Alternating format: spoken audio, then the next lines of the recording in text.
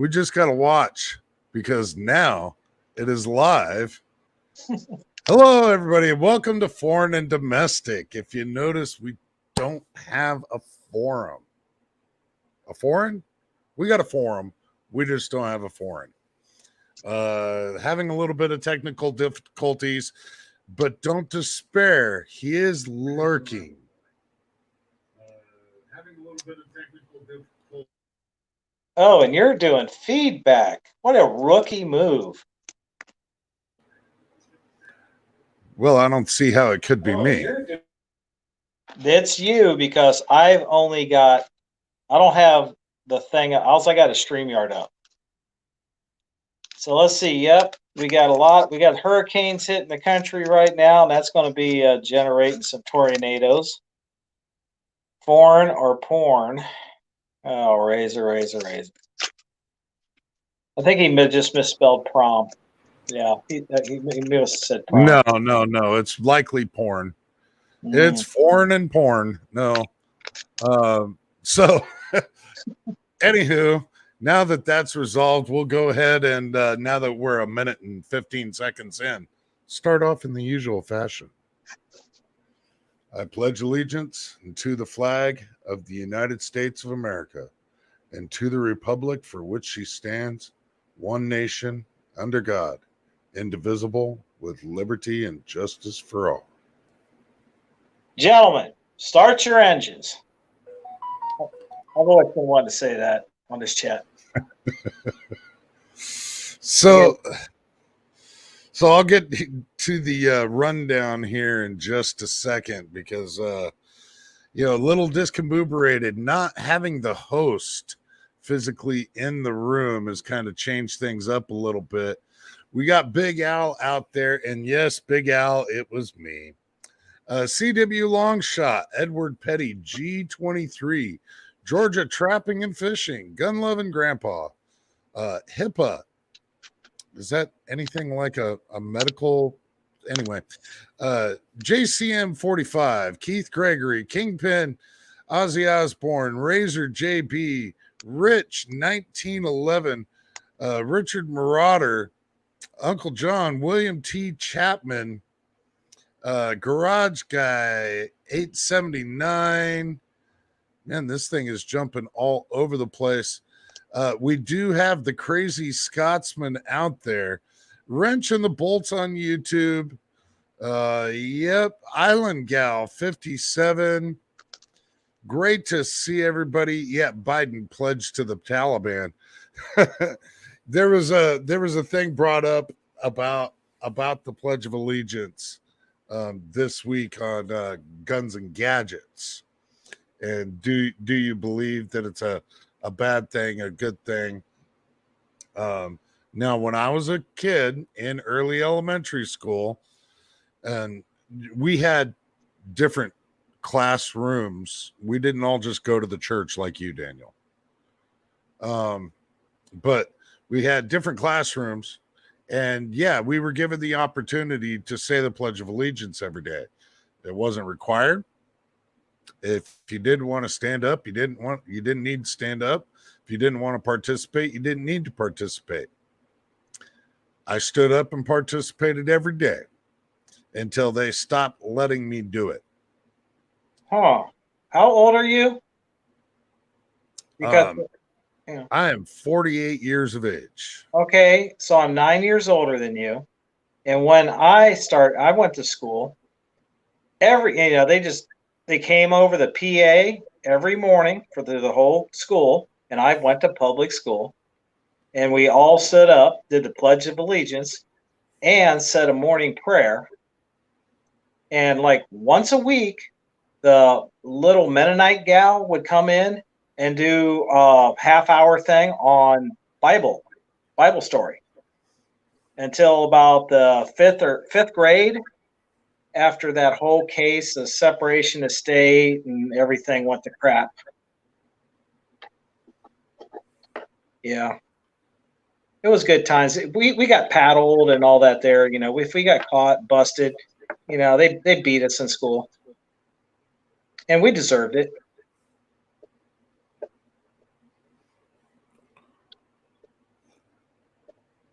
Well, no, I never got paddled in school.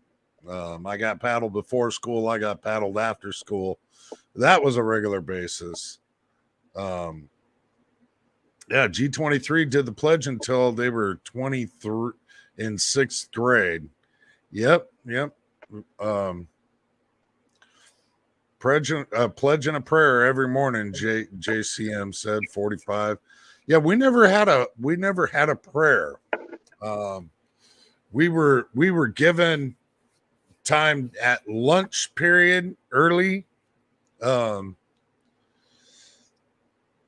where before you walked in to the cafeteria, there was like this little meeting room, and you could go into that room and everybody would hang out, and someone would do a prayer, and then we'd go out into the cafeteria.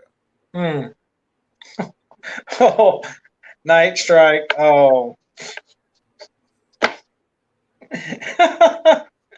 That's just wrong.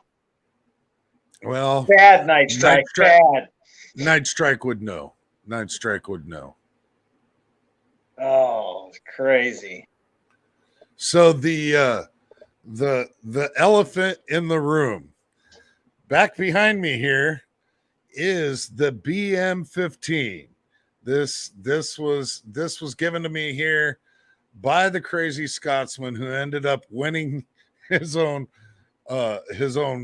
drawing, and he paid it forward to me. Absolutely phenomenal rifle. Sitting on it right now is the primary arms 4 at 16 by 44 on the cantilever Barris mount. It does have a throw on it, but underneath it, what's holding it up is a Rad Labs 3D printed stand that says "fuck cancer." I have no idea where this came from. When I came back from Ohio from picking up the rifle, that Rad Labs 3D printed stand was sitting in a box on my kitchen table. So I don't know how that got here. However it got here, thank you. It proudly holds up the BM15 right there, and just an absolutely phenomenal shooting rifle. That's cool. And first in the room over here is RTT Guns and Gear. Matt, how is my Glock kind of a guy doing? Stellar. Just peachy. I speak sarcasm. That didn't sound too happy. No, things are good. Things are all right. Not much else to say, really. Things are pretty normal. Oh, YouTube screwing you over, and hot. Do what? YouTube's still screwing you over, and it's hot, so things are normal. Yeah, pretty much. I mean, yeah, YouTube's still screwing me over, and it's actually not so hot. What is that sound? It sounds like somebody's trying to do like. Yeah, there was feedback coming off wrenching bolts. Yeah, he might have got the boot because of the sound. It's getting cooler. When you say cool, it means like it's in the double digits? No, it's not down that low yet. It's just not 110. It's like 105. Yeah. Well, just saw your announcement, Matt, for the can YouTube teach you how to shoot a handgun? Basically, I'm not exactly sure. That's not exactly how you did that, but that's the general gist, right? Yeah, in fact, about the time I was getting the invite for this, I was posting that video. Can you learn how to shoot from YouTube? Is how it's titled. Because I see people all the time that are like, I'm not going to pay for a trainer. I'm not going to pay somebody to train me. I'm not going to go to a class. I can watch people do it and learn, or I've been doing it with my dad since I was 6. Therefore, the couple times a year we went out in the backyard and shot cans was good enough. That's pretty much what it is replying to. So what you're saying, you can or you can't? Oh, sure. Watch the video, find out. Somebody can learn how to load a magazine, put it in their gun, rack the slide, and point it at something and put a hole in that thing. Shooting's easy. Shooting is super simple, but being really good at it and good at all the peripheral stuff too is where you need training. You need people that know what they're doing to teach you these things, and for somebody to correct little things that you don't even know you're doing or not doing. Like every time I post a shooting video and Val here points out everything that I'm doing wrong, and once a month the crazy Scotsman's here and going through correcting it all. Yeah, but the problem with you, pretty much everything you're doing is wrong. And it's not me digging at people. I don't have a person in mind when I made that video. It's just I see it sporadically here and there from not just new shooters, but people who think they're seasoned shooters. But then I see a video that they post or something like that, or you can tell by the way they talk to, they talk to other people by their experience level, and it's like you're not nearly as good as you think you are, and this is where you could get help. And that's pretty much what that covers. I've never missed a toilet.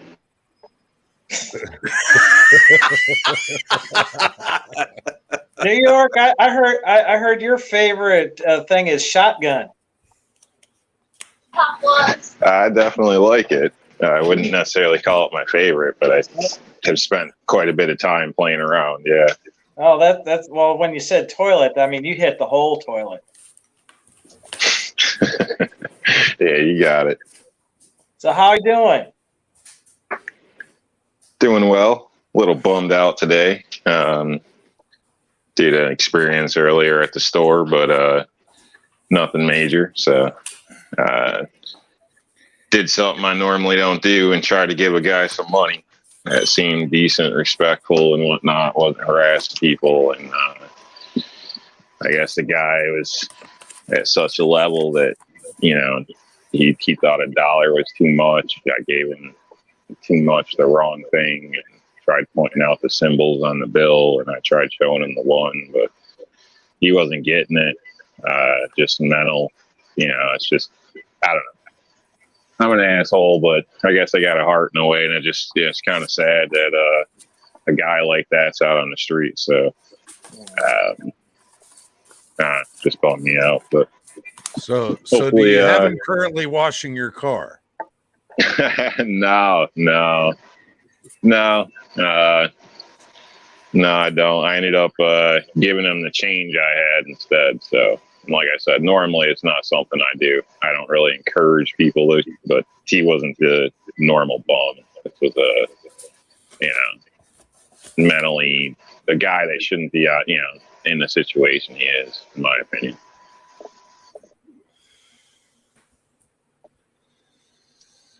Well, Bald, you have finally gotten yourself a truck. You talked about this for months. Never mind the truck. RTT, look at this. Did you buy a Glock? It's a Dodge, not a truck. I won a Glock certificate at Area 8. They pulled up. There were two pistol winners that morning, and it was me and my buddy. I won the Glock, and literally 10 seconds before they called it, I turned over to my friend and said, "Watch, they're gonna call my name." And they did. Well, congratulations to you. Finally, you're stepping up to the big leagues. Not only that, I get to pick whatever the Glock I want. Wow. Bald and Curious? Yeah. Okay, pick the most expensive one and send it to Scotsman, and we'll do an evaluation on it. Now I'm thinking I pick the most expensive one and just sell it and buy something else. All I gotta say, is that sitting back there on that Rad Labs mount. Man, I'm telling you, that's some shit, ain't it? Isn't that fucking beautiful? Look at that gorgeous thing. It's a hell of a lot prettier than any damn Glock you won. And it's you got By far. It's sitting on that fuck cancer stand. Hell yeah. you got that right. and it's got Daniel DNA all over it. What Alan, the top left corner of your flag, is that duct tape holding it to the wall? Negative, sir. Negative. That right up there is, Or is that a magazine? That is what used to be a magazine. Okay. That is a Magpul mag that decided it was going to fail.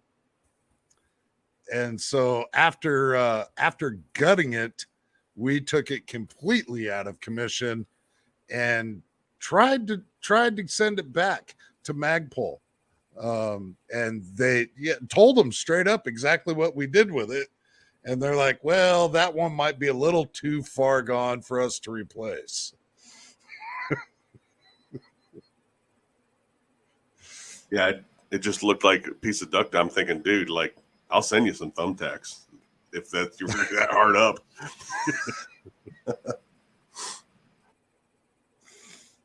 So Bald, here we go. Go pick a G45. I'll buy it off of you for like a couple $100. It'd be completely worth the time.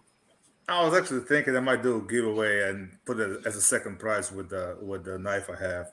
Kind of paid forward. Go get a G45. I'll pay you a couple $100 to draw my name.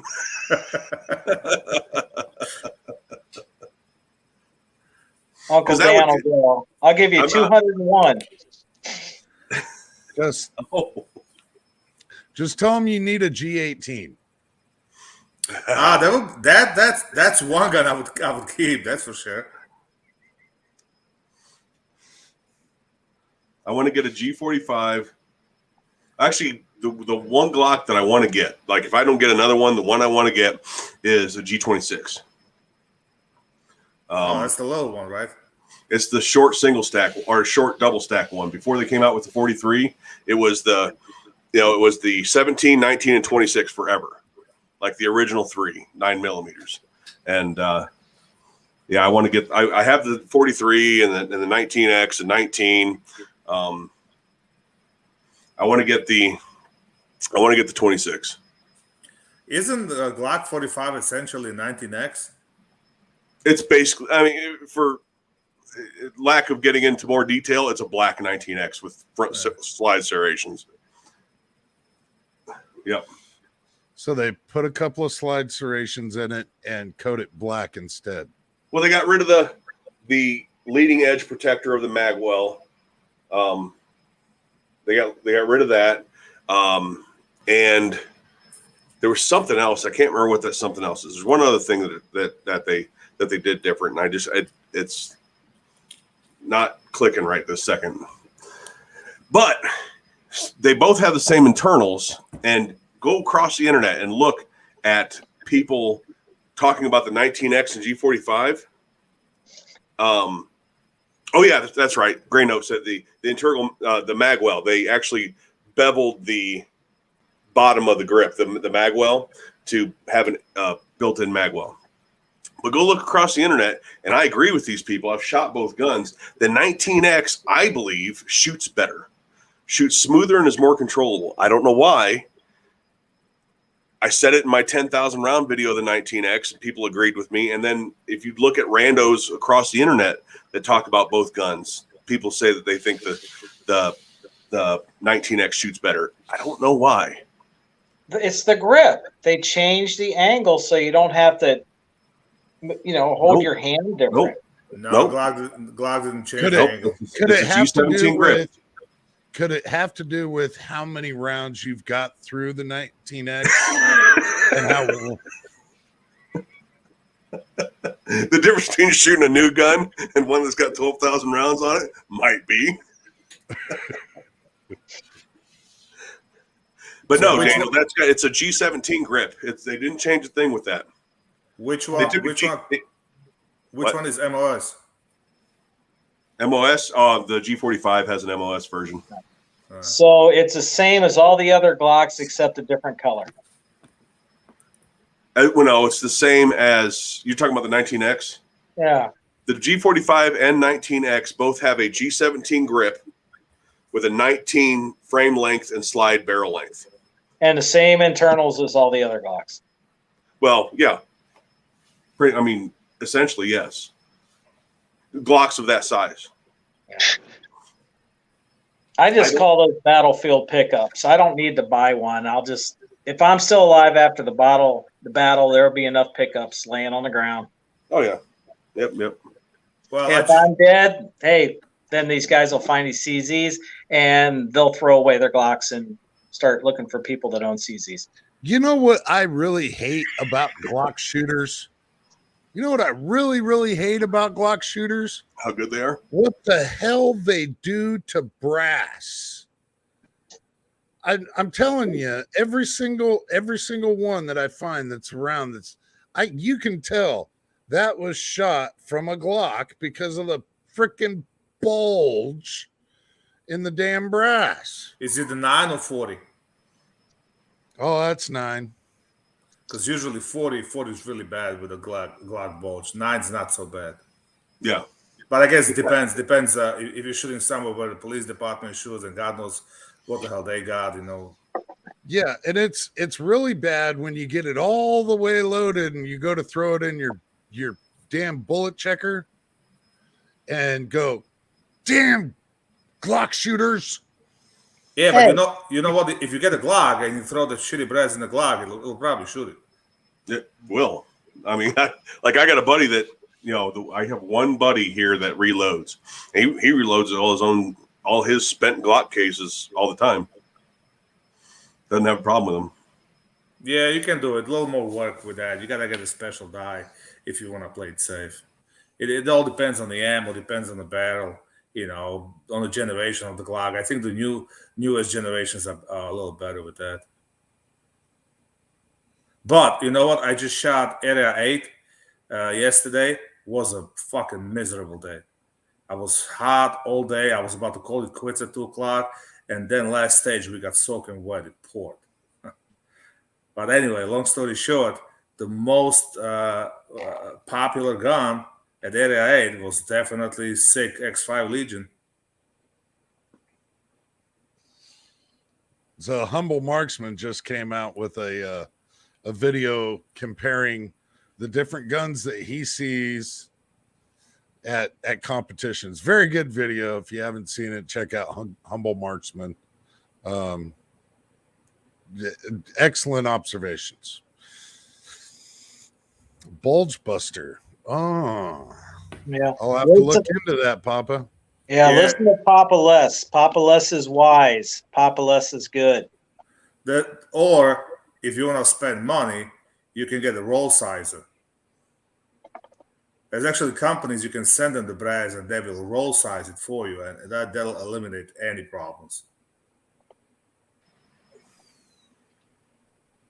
Like you got standard resizing die where you push the brass into the die.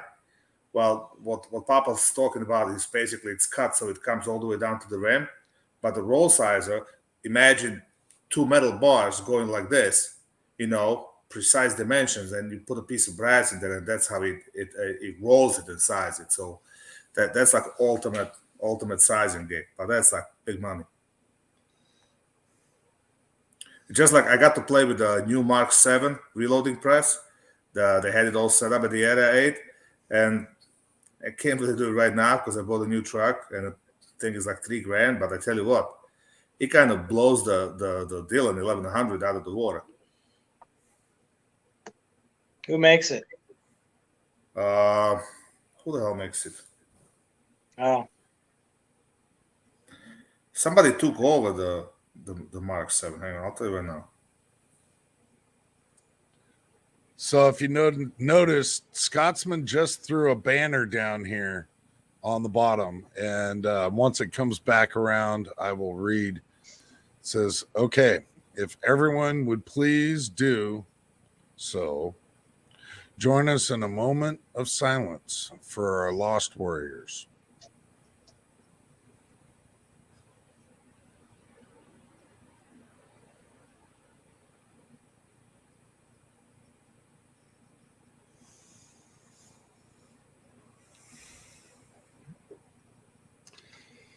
Thank you all. Thank you. So I did try to sign up for that same unit that Tim Kennedy just went back over to Afghanistan with.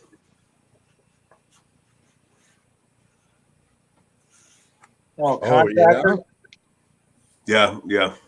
Contractor. Yep, I did try to sign up with them.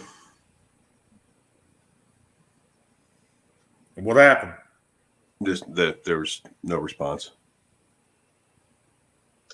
Speaking of that, you see the Razor JB sent me a link. The latest video of the steward, what's his name? That Marine commander that questioned the leadership. So basically, they wanted to silence him up, and he gave up. He pretty much quit. He said he doesn't want anything from the VA. He's giving up his pension and everything.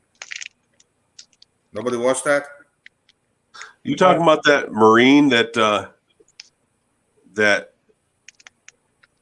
he made a video? He was in uniform. He made a video talking about power. You beat deep in the heart of our hybrid. Thanks to you, we slice through curves. where the hell is that coming from? Tech and still ride big. We're the Okay. Alrighty then. Yeah, it's Stuart Scheller. His latest video. Yeah, he did a video in a uniform where he questioned the leadership and all the shit that happened. Yeah, it looked like he was in an office or something. Yeah. Now He was reading off a paper part of the time. Yeah, so basically he was relieved of his command, and now we did a follow-up video where he basically said that he's giving up all the benefits, all the VA and all that, and he wants to bring the whole fucking system down. Yeah, and the bureaucracy in the VA system is totally jacked. Not just in the VA system, and he's going after everybody. No, he's going after the leadership. I mean, just Washington and the Pentagon. It sounds like. Would that be right or wrong?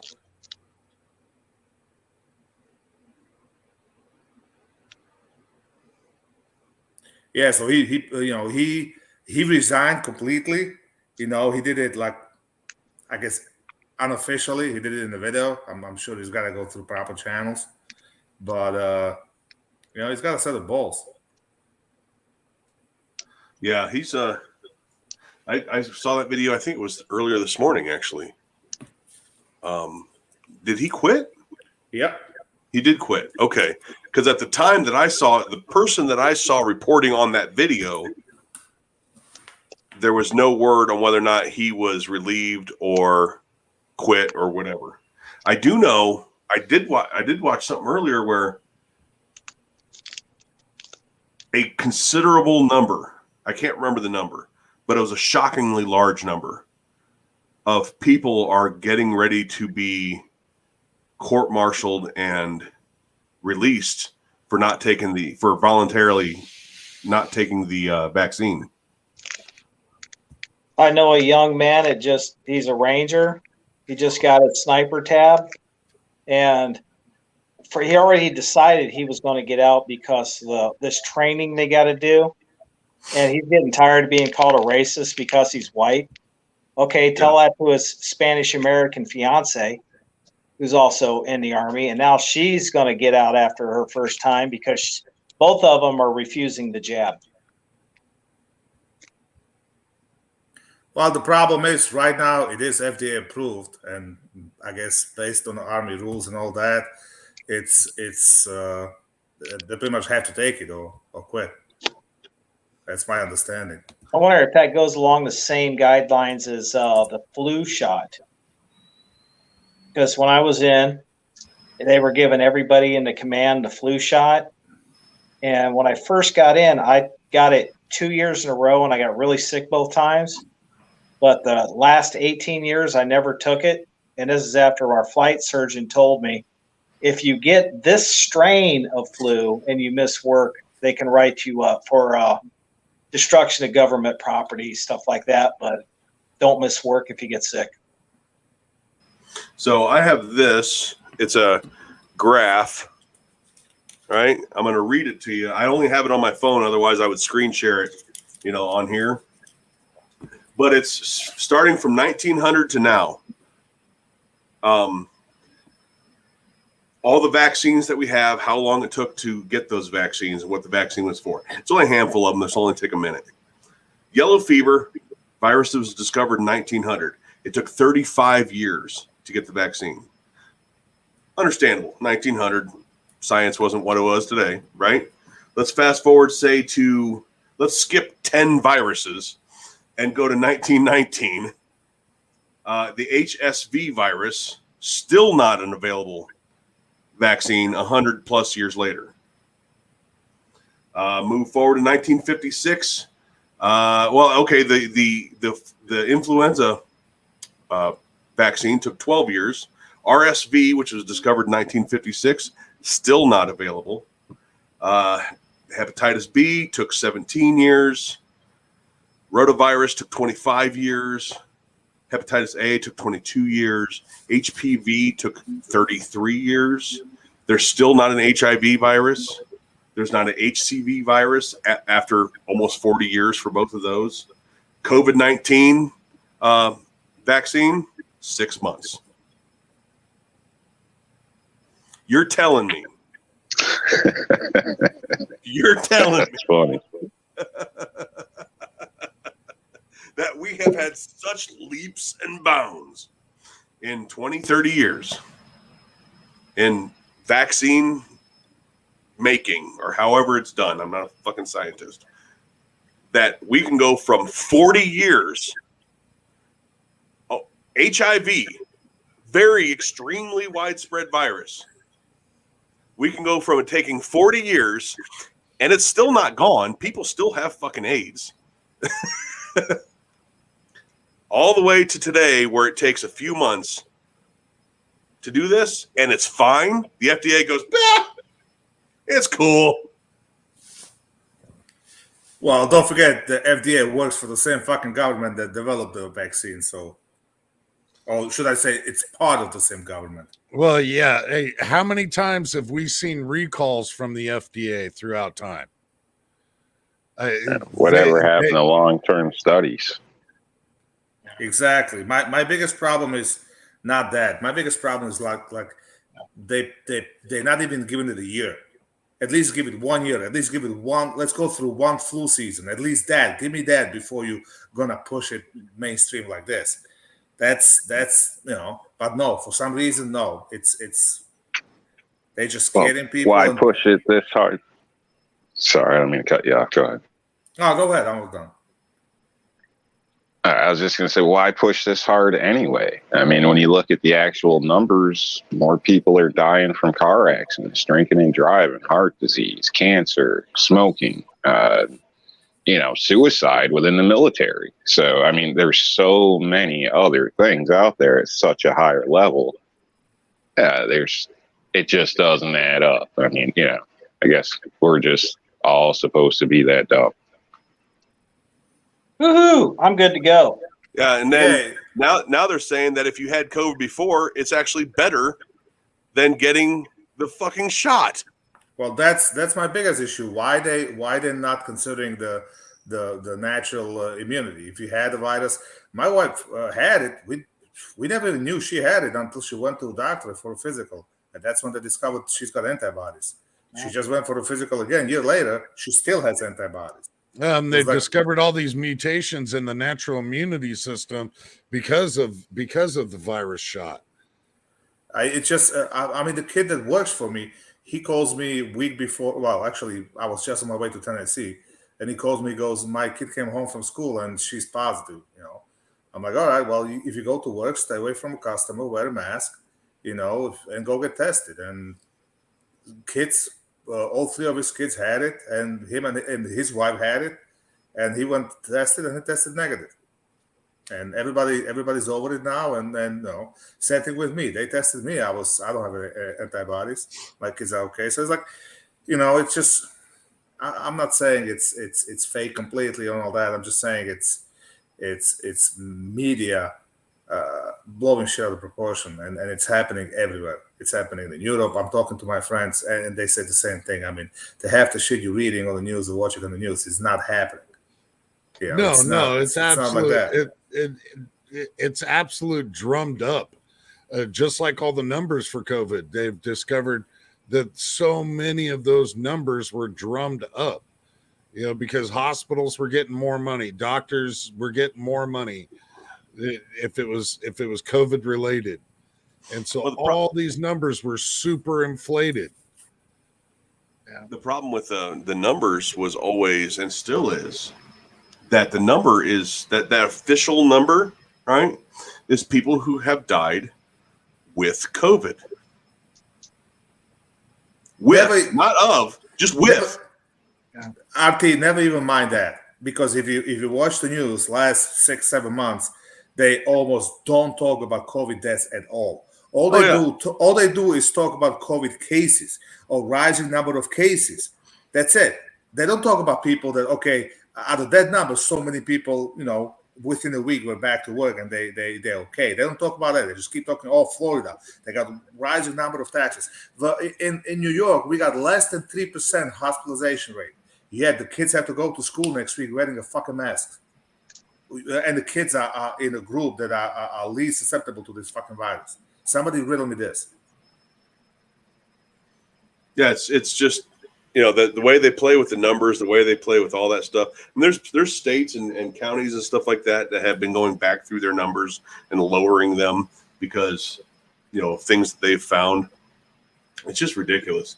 It's so stupid. I mean, it quite literally is more dangerous for you to drive, more deadly for the average person. And I'm not going to say everybody because, like Daniel, he's, 70. So he's in that, that bracket of, people that is high risk. 70. Hey, I just want you to know is I invented NASCAR. But for the average person, people like me, who's 44 years old, people in their 30s, healthy people, it is far more deadly for me to drive to go get the vaccine than COVID is, even if I contract it. I'm just gonna comment that when Daniel was in Navy, they still had sales. No, we had steam. The sails were on the way out. We had the big paddles in the back of the boats in.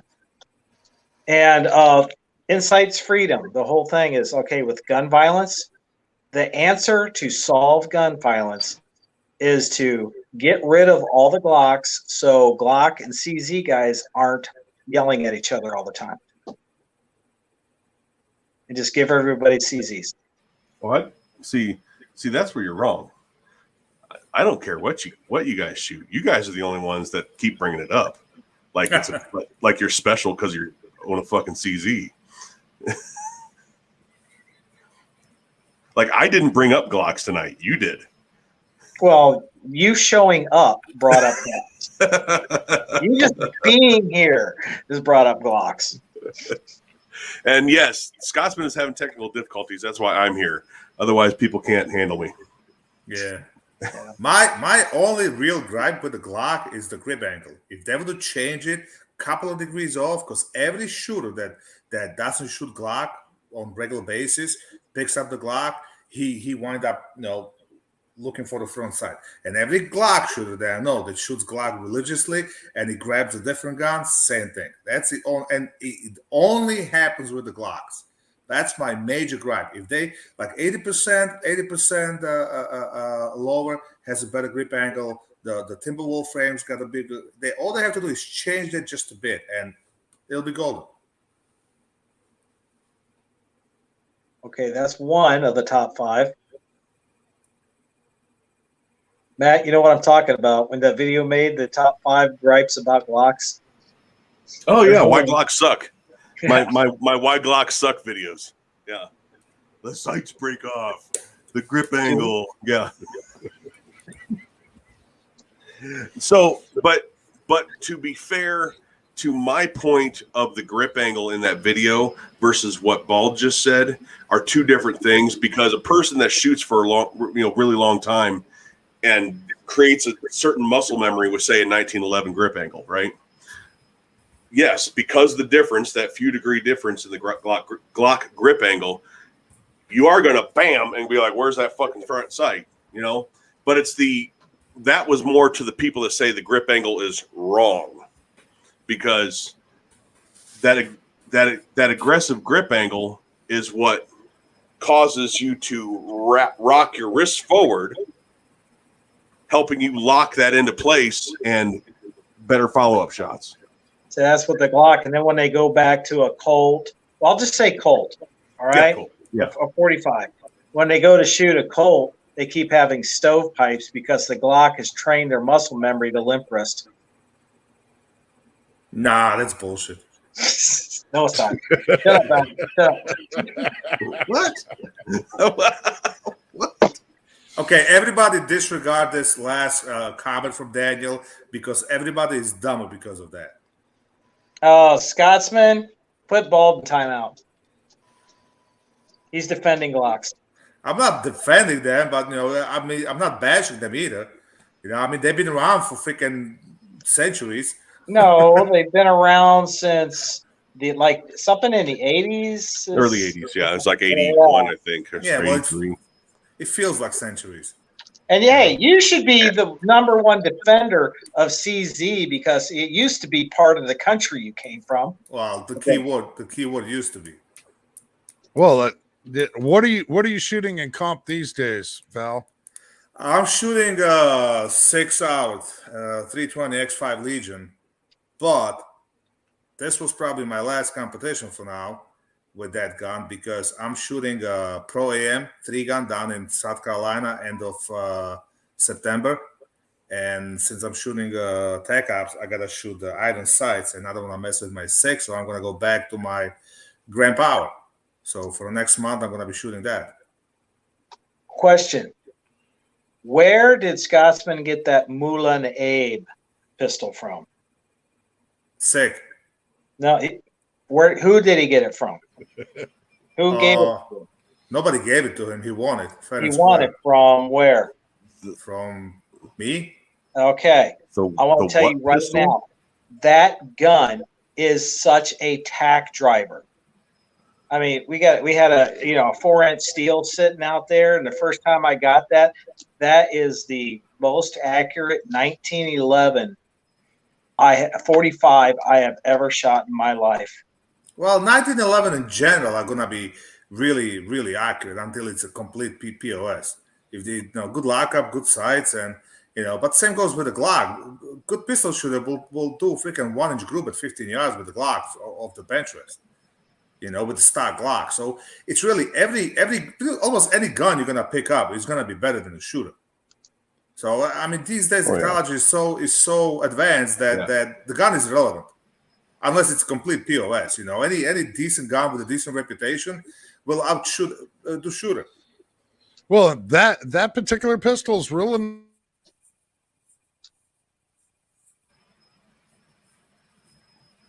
Okay. Somebody kicked him out.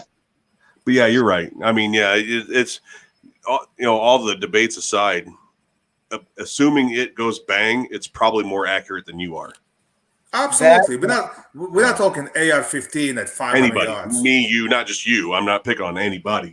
Just a general you. Now, I had never shot that gun before, and the first time I picked it up, it had 7 rounds in it, and at 20 yards, I was just hit shot after shot after shot on that 4-inch steel, and that was at 20 yards. Yeah, we kind of know your 20 yards is exactly not 20 yards. Yeah, your 20 yards is like 8 feet.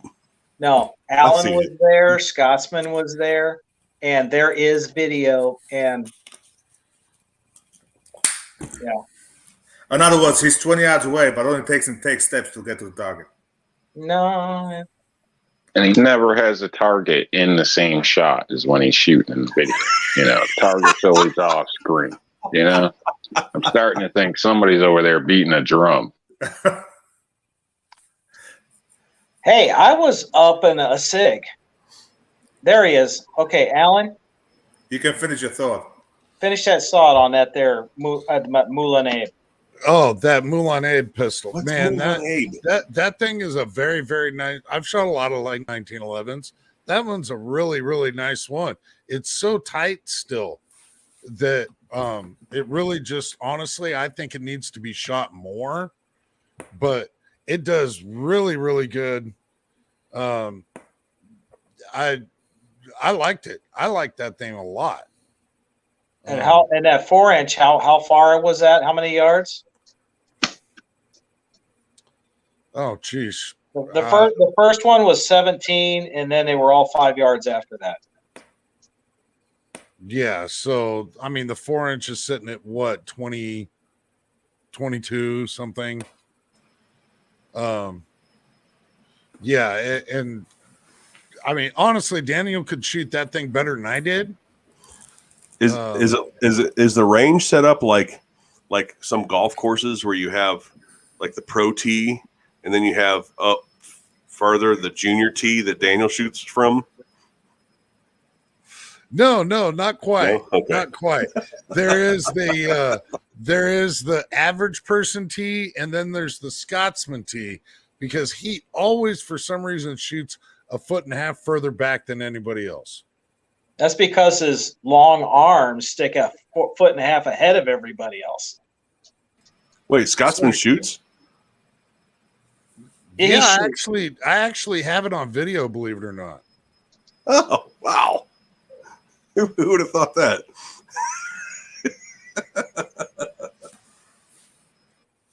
Hey, so I'm going to be back in Ohio at the end of September. Yeah. Okay. I might try to catch up with you guys. Good. It'll be the 22nd through the 27th. All right. You absolutely should, man. It was a good time going out, popping some rounds at Daniel's.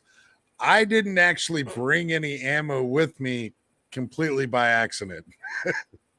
I had taken all of my ammo and I put it into a different bag.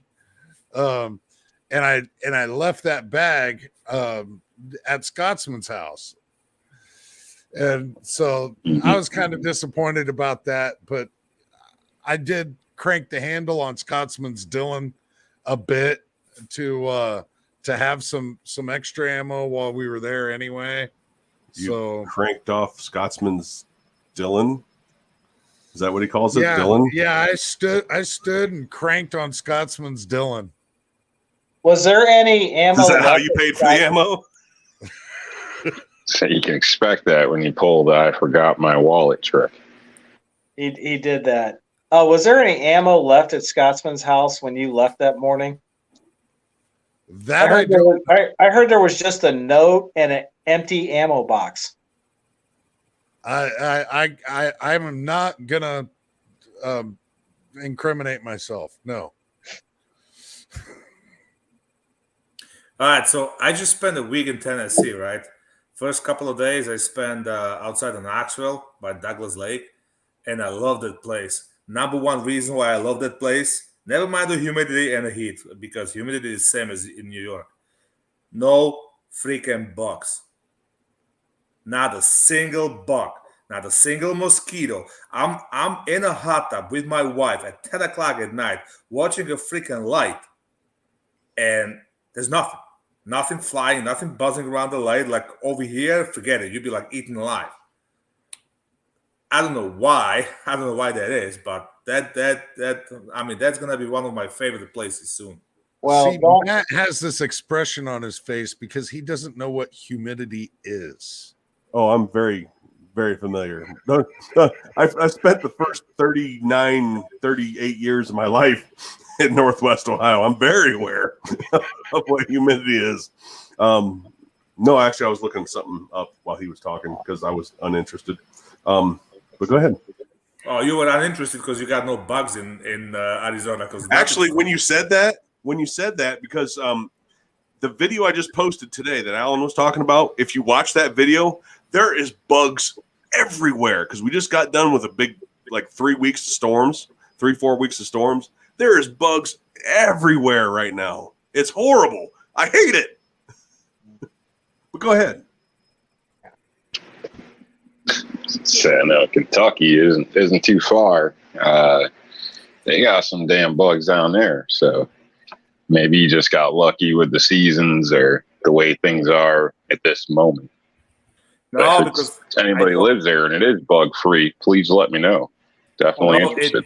It's absolutely bug free. Check out Douglas Lake. You know, I mean, my ex neighbor basically moved down there, so I went to see him. We spent a couple of nights. He's been there for a while. I talked to the people around. It's just the way it is. This up in the mountains and all that. There's not that many bugs. No mosquitoes. Well, when I went out to Daniels, not only was it hot, it was humid. I was thankful to be wearing the kilt. And then we went off into the woods on his property. It was a lot less direct heat, but it was still pretty warm. The kilt makes sense now. Scotsman, I think, checked him for ticks. But go ahead, Matt. The kilt now makes sense. Wearing that thing. The kilt now makes sense. You went there without ammo. You had to pay somehow. So he hid his wallet somewhere. You know what they say? Cash, grass, or never mind. Yep. And I didn't realize that going from Knoxville to Nashville, you're crossing a central zone. So all of a sudden, I'm looking at the GPS and it says arriving time at 6:41. I'm looking at my dash and it says 6:42. Yet it still says I got like an hour and 20 minutes left to drive. Like, what the hell? Is that Google Maps? Yeah. Yeah, I've noticed that with Google Maps too. Like, it lies to you sometimes. And it'll throw you off a secondary road just to come right back to the damn highway 30 minutes later that you just got off. No, so I try to counter that with Waze. No, that wasn't it. There's a 1 hour time difference between Knoxville and Nashville. So that's what it was. The clock on the phone adjusts automatically as soon as you cross the time zone. But my car, you got to do it manually. And they didn't have a man in the car. That was the problem. Oh, okay. Well, I had two women, so. Oh, there.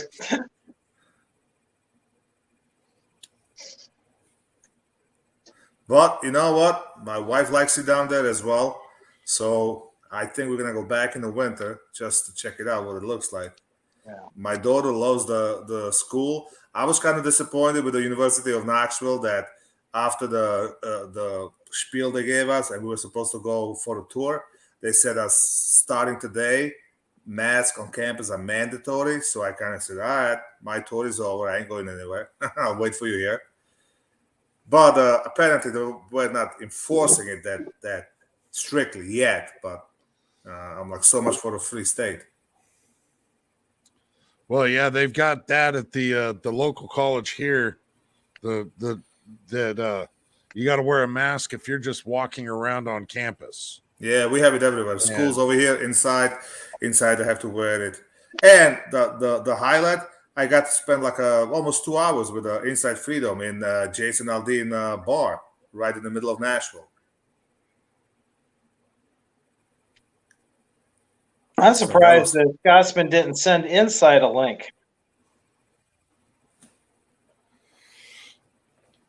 I haven't seen him in a long time. So did he seem to be doing pretty good there, Val? Yeah, he was okay. We're chatting, talking. He looked good in the pictures that you posted. He's definitely one character that I'm going to have to go out and meet at some point. No, we had a good time. And I didn't realize that once you're down there in Tennessee, you're so much closer to everything. It's only 12 hours to freaking Houston. So it's like, it makes sense. So hopefully 2 years from now, I'll be ex-New Yorker. And New York Outcasts can join me. Just New York Outcasts, just to put it in perspective, $600,000 house on the lake. And I'm talking 3,000 square foot house. Okay, over here, probably $3 million. Down there, $600,000. the property taxes right on the water with the freaking bulldog and everything, like $2,200 a year. And that's because it's on the water. If it wasn't on the water, it'll be like $1,100. Yeah, I was looking around the JC area of Tennessee myself, so a little more towards the mountains. So, yeah, I'm with you. I'm a little behind, but hopefully we'll be able to catch lunch one day in a freer state. Fuzzy, it wasn't just the mirrors, it was the magnifying glasses between the mirrors and the kill. Just because he wanted to get a close-up look. I knew. I mean, how could he not? How could he not?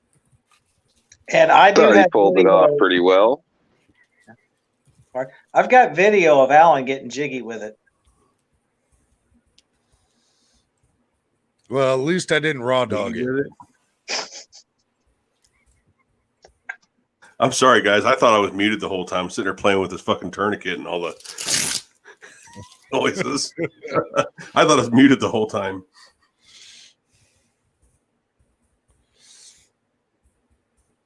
Yeah, that was pretty funny. The one opening to your video with the tourniquet. I thought that was pretty hilarious. That's this tourniquet. I forgot it was sitting up here. Yeah, that whole giveaway is going on for another 1, 2, 3, 4, 5, 6, 7 days. 7 days to win that IFAC. Only one person has made a video. I gotta go watch it. I was kind of busy doing other shit. Sorry, didn't watch a lot of YouTube. Yeah, it's a pretty built out IFAC. I mean, it's got all the bleed stop and trauma stuff in it, and a brand new tourniquet. Not What do people got to do to enter? comment on the video. I mean, you can get more entries by making a reply video, but yeah, just comment on the video. I mean, it's like comment. I think it's I want in, but it's got a brand new. I mean, it's got a brand new tourniquet in it, not one that I use for training or fuck around with. We don't need to know what you use the tourniquet for. Yeah, I got 2 of them in my truck. If you guys want them, they're all covered in blood. Why are they covered in blood? We use them for training. Oh, okay. So Use them what? for- What? You use them for training? What? You should They do. They do very realistic training. Yeah, go to the butcher and get pig's blood. Oh, okay. And basically soak the tourniquet, soak the whole area, because it's a whole different story standing there in a controlled range, and you whip that fucking tourniquet out, put it on yourself, and you're all dry and all that other shit. But at the end of the day, when you're all sweaty and you got some blood on it, it's a lot different story. Find out how slippery it is. Yeah, sort of like when we were driving back from match yesterday with a friend, and obviously the whole day was 90 degrees. I was sweating, and then we got rained out. Long story short, I was in a dire need of the baby powder. So on the way there was a Sportsman warehouse, and lo and behold, they do have stuff for that. So I actually used it before I even paid for it. Holy crap, you're going to get cancer. Haven't you seen the commercials, the recalls, the lawsuits about that?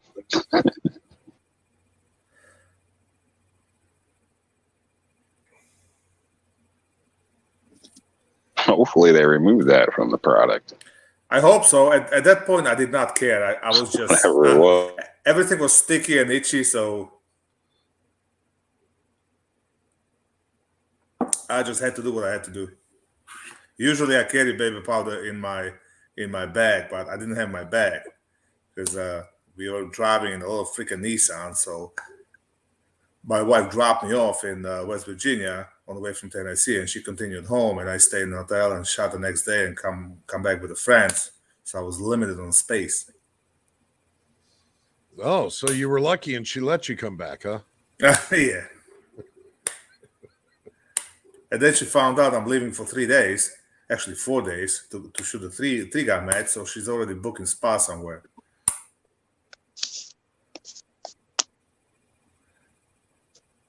G23 Gorilla Glue. No, thank you.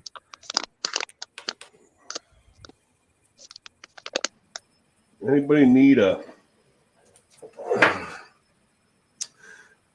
4-end for a 7-inch barrel and a barrel nut that goes with it? No, I need a 35 millimeter scope mount. That's not what I asked. But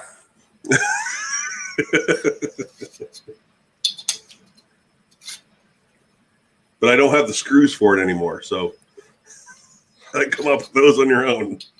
Oh, so that's not screwed.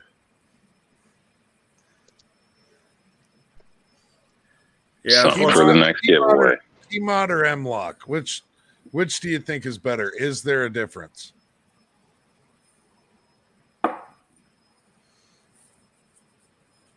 I'm That's not what brought, qualified. that's what brought up the question. So, Key-Mod or M-Lock? I like Keymod better. I think it's easier to use. I know the military trials supposedly tested the M-Lock out to be better, but I believe that about as much as I believe the SIG P320 versus 19X trials also. I mean, we're talking about the same military that chose ACUs when they weren't even part of the trials, the camouflage trials, because somebody bought their, because they bought their way into it.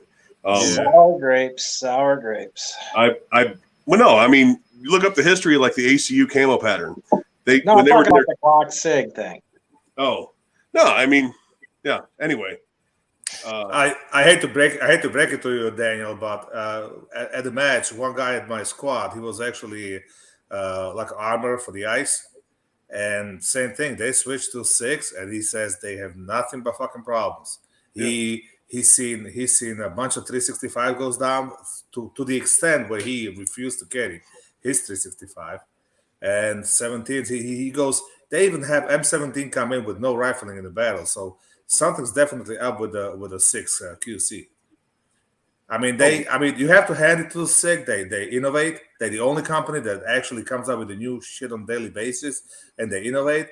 But unfortunately, as much as I like them, they make their customers being a QC and testing platform. So I ain't gonna argue that. I mean, we've seen it how it is I've seen it the last 2-3 years. well, Yeah, name the last gun they came out with, civilian gun they came out with that didn't have a recall. I can't because they let the civilians do their beta testing on the guns.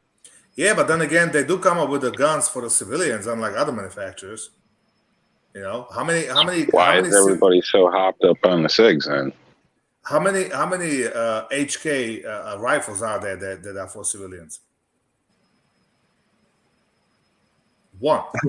I got a meme that I shared with somebody the other day.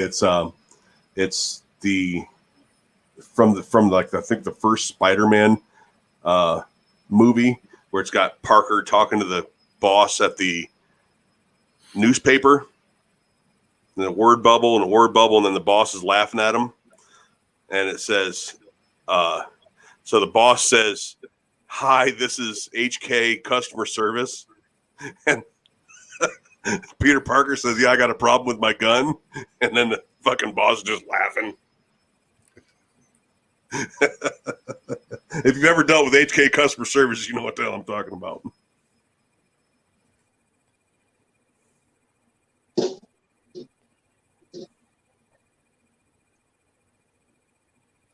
Yeah, Razor JB. I mean, there's definitely some shenanigans going on.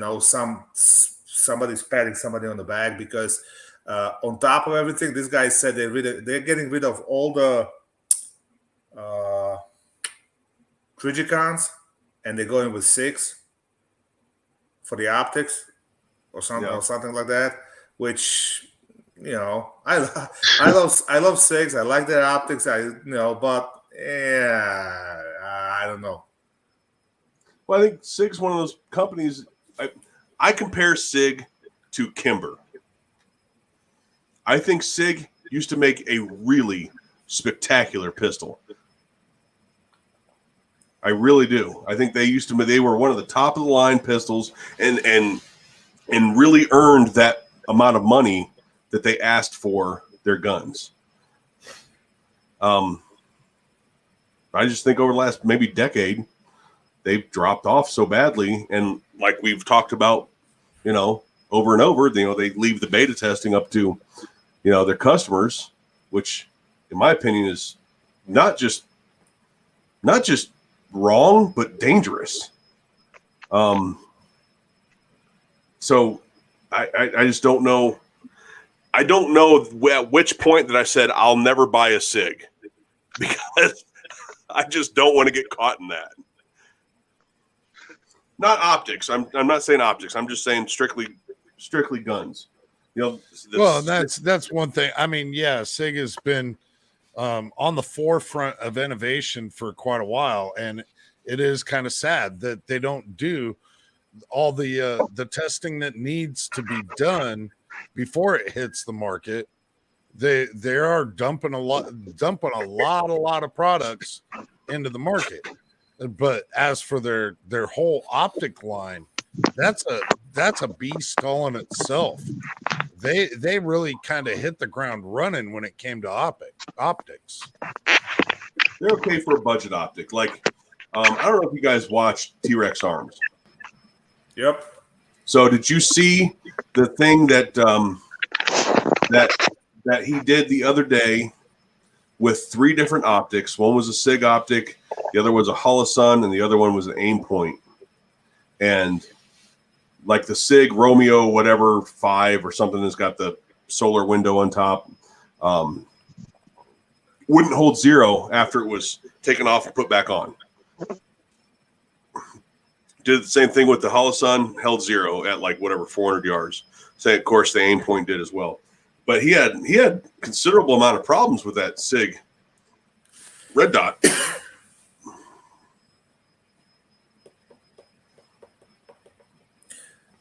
Well, there's a reason why I have a Holosun on my 365 XL. I mean, the Romeo Zero is a great sight with the shroud. I mean, there's no issues with it, but it's the second one. The first one had an issue. I have a Romeo 5 on my PCC, but I never really did a whole lot with it. I'm waiting to spend bigger money on an optic after I get my night vision. Well, you can ask the government to send you one. They left like 16,000 of them in freaking Afghanistan. Have you guys seen that list? Yeah. Have you guys seen that list of what the Taliban now has control of? It is absolutely insane. Even just if you look at the ammunition alone, they now have control of. This is according to the Government Accounting Office. 22,174 Humvees, 634 M1 I can't read that. My eyes are going blurry. MRAPs? M1117. 155 Max Pro mine-proof vehicles. 169 M113s. 42,000 pickup trucks and SUVs. 64,363 machine guns. 8,000 trucks, basically like deuce and a half type trucks. 162,043 radios, 16,035 sets of night vision goggles,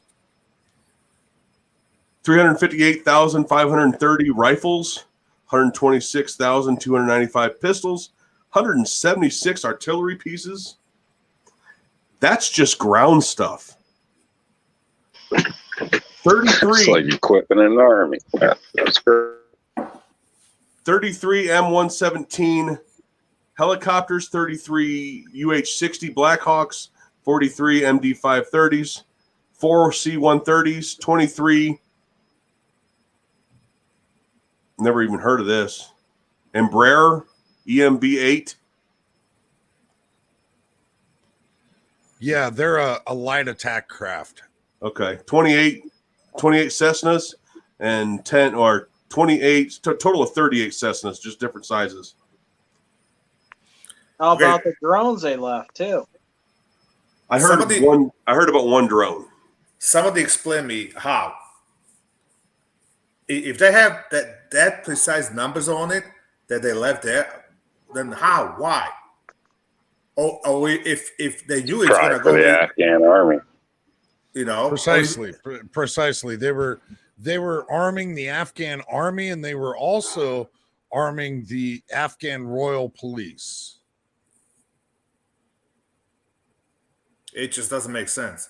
If you are Now, those Afghan, numbers are actually just in the last season of stuff that they brought over and left for them.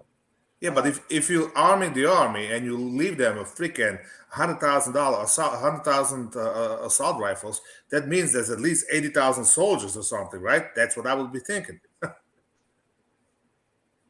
So, and if you leave them 60 freaking helicopters, then I'm guessing there's at least 30 pilots.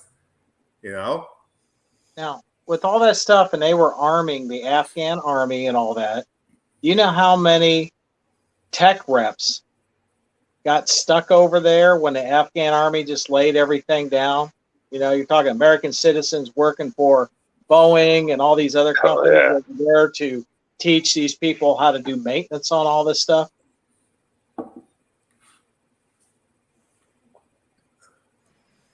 It's a mess. It's like a bad move. It is. I mean, this is the kind of thing that when somebody tells it to you, you have to just you have to doubt it at first, like it's fiction. There's no way that if the internet and news didn't exist, that you could walk up to an American and say, the president on day one cut over 10,000 pipeline jobs, gave up our oil independence to Russia. Then he turned around, surrendered to a terrorist organization, and left them with hundreds of thousands of munitions and arms while leaving thousands of Americans behind. There's not an American that would go, oh, yeah, this happens all the time. Well, not many. Jamie. What's going on, fellas? how we doing, Jamie? You finally good. here. You finally here to set us straight. Y'all ranting and raving tonight? Unfortunately, with all the crap going on in the world, Yeah. It's been a week, ain't it? So everybody's got plenty of ammo for tonight, right? What's tonight? Oh yeah, plenty of ammo for this evening. Really, 4 C-130s. What's that cost? And that came out of every damn American's pocket. Last I heard, those were 330 some odd million a piece times 4. 1.2 billion, 1.4 billion. The current cost, according to Lockheed, a C-130 Hercules is $14 million for one. Somebody did the calculation that based on the 320 million people in the U.S., it comes up to about $260 out of every single person's pocket. Every single person. So 320 million times 260. Now, with any kind of luck, if you've ever seen them do jumping jacks, okay, with any kind of luck, they're too fucking stupid to operate half the stuff. Well, they might be stupid, but you know what? They kicked out freaking Russians. They kicked out us. So they sure as hell have patience. Yeah, they're not coordinated, but they can put up a fight when they want to. Yeah, I mean, we've been fighting there for 20 years. Russians been there for another 10, 15. And, the Russians were like, you know what? This isn't winnable. Bye. Yeah, that's one of the things that surprised me was when after Russia had such a tough time over there, we decided we got to go stick our nose in somebody else. They wanted the rare earth minerals, the lithium alone. That's why Russia went in. That's why the CIA created these groups to beat Russia. And then we went in over there, and it's like, China's going to end up getting all the contracts for developing that country, because that country throughout history has proven you cannot fight any type of modern type war there. It's the layout of the land, I think. The hills, roots in, out, all the BS with the borders. It's definitely difficult historically.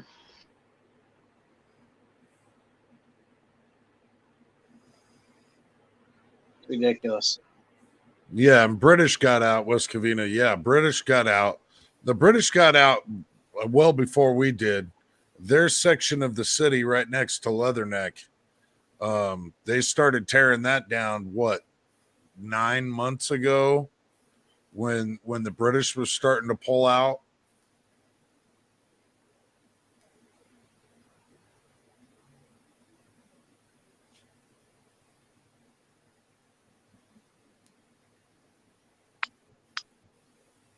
Yeah.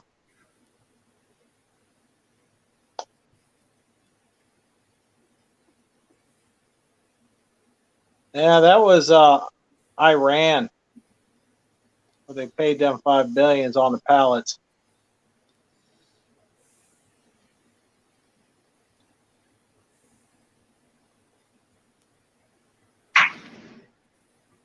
Well, it doesn't matter when there's nothing of value money with anymore, when it switches all the digits, or they say petrodollar, I guess. But I don't know. Still think we should have been left on the gold standard, something tangible. Yeah. Have any of you guys looked in like a JB Bullion or whatever, and seen the availability of silver lately? No, I usually buy 10 ounces of silver a year from one of those places. It is not uncommon. The only thing they'll have in stock, as far as like the 90% silver, because that's what I look at. They're sold out, out of stock. I'm looking right now. JM Bullion, all silver rounds. Let's go with the least expensive one. Price low to high. Look at the 90% silver. Wait, 1 ounce. Everything's in stock. Look at the 90% silver. That's I'm what looking at most people get. The 90%, everything's in stock. Nickels, not nickels, but dimes, quarters, 50 cents. This is all 1 ounce silver rounds, 999 pure silver. That's not 90%. The 90% stuff. The old quarter, the 64. The 0.999 pure silver. That's more than 90%. Yeah, look at the 90%. It's the old pre-64 quarters and 50 cents. I don't know. I don't pay attention to those. Because that's where you get the best value. Well, whatever it is, I mean, because I have to open each one, to see it. But I'm scrolling through the page and everything's in stock. Okay, that's the 99%. That's where you're paying $31 to $38 per. So now we're down to half ounce silver rounds.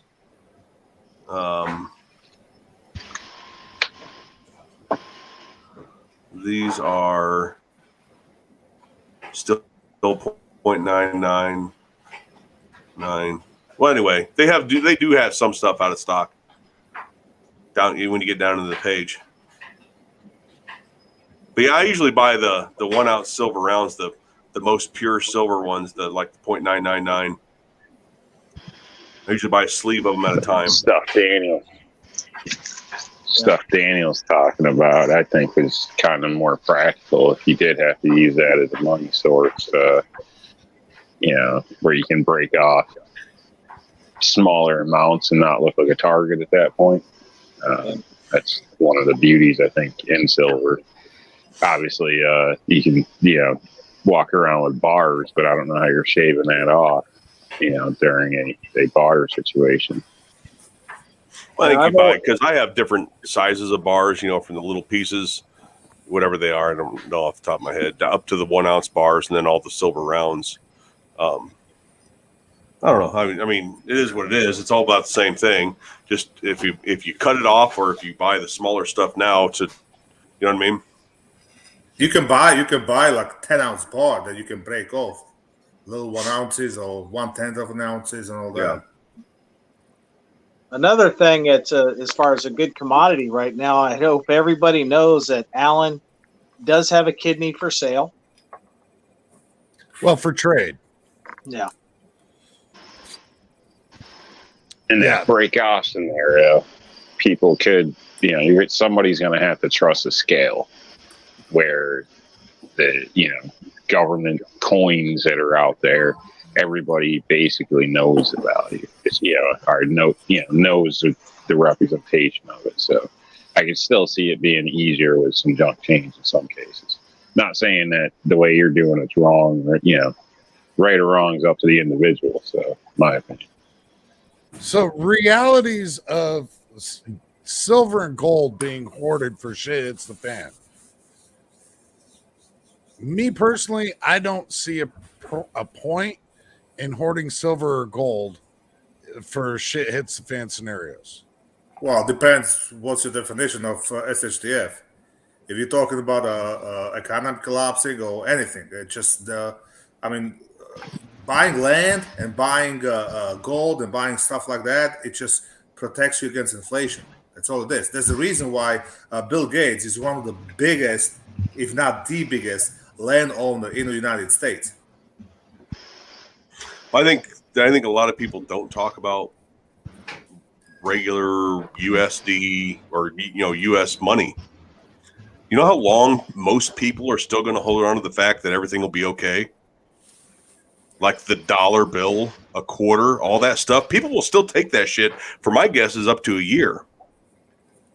Because they think the government will come save us. They'll still think that's worth something. So don't count that out either. I mean, because people will still take that for quite some time.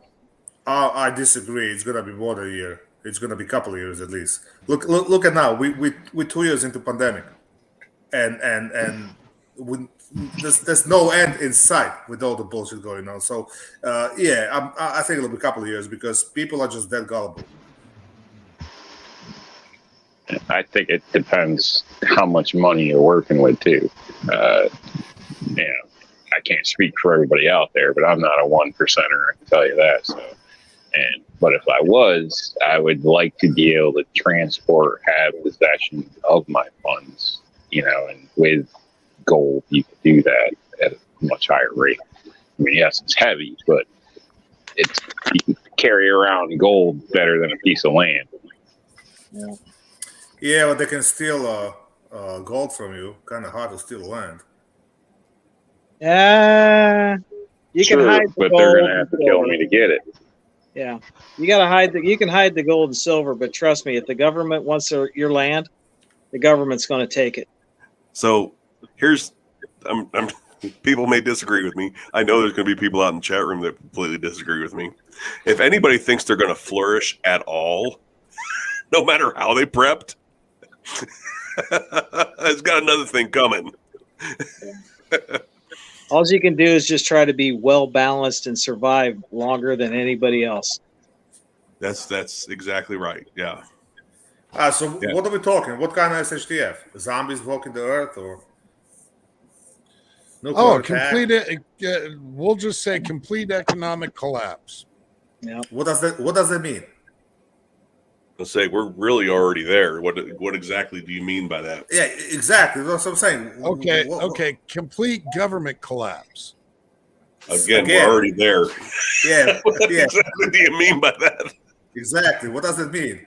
We got a president that has no clue he's a president. So we're as close to a government collapse right now as, the next step is no government at all. Like this dude literally says at every speech, somebody's pulling my strings for me There are these people we're supposed to call on. These are the answers I'm supposed to give. You know, I mean, how far Here's, from government collapse are you talking? well, that's what I'm saying. Here's the thing. This is why government's still in power, okay? And that guy, that Marine, he actually talked about it. I forgot the exact wording he said, but basically, if you're in a job, and you're in it for the stability and benefits, like basically you're a cop because you put your 20 years in and then you can retire, you know, then you kind of lose the side of freedom and side of what's right. And I had to break it to you, but probably 75% of law enforcement are in it for the freaking retirement and all that. Not to mention between all these ABC agencies we got. So they kind of keep them in fucking power because a lot of these guys may not agree with the orders. They might not agree with the laws, but you know what? I'm not jeopardizing my pension. So, have you guys seen the series? It was, I think, 2 seasons, maybe 3 seasons. The first season, I think, was the best one, but called Revolution.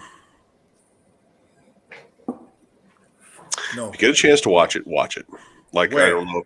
I don't know if it's where you can stream it from. If you can find it free online. Oh, what is it? Netflix? Amazon? It hasn't been on for 5 years or something was when it went off air. So I don't know where you can find it at. I think I watched it. And it had outstanding ratings. Kind of weird. Yeah. I think I watched it on Netflix at the time that I watched because I had never heard of it. I found it on streaming. Anyway, if you guys get a chance to watch it, it's 2 or 3 seasons. It, I believe, is the closest thing to what we could expect this country to look like after a given amount of time. I don't want to say a certain amount of time, but after a given amount of time of no government, no universal, universally recognized currency, no electricity. Of course, if all that shit goes down, the electricity is going to go down, water is going to go down, all that shit. But I think that the rebuild, I should say, would look, I think, most like that show.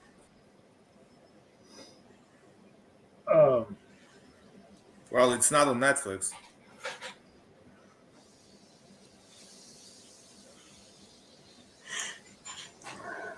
How many of y'all saw?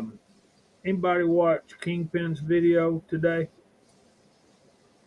Not me. I haven't watched anybody's videos. I didn't even get a notification. Yeah, I didn't get notified. He did one of an old clip from a TV show or a movie, and some of the guys in the comments said but I can't remember.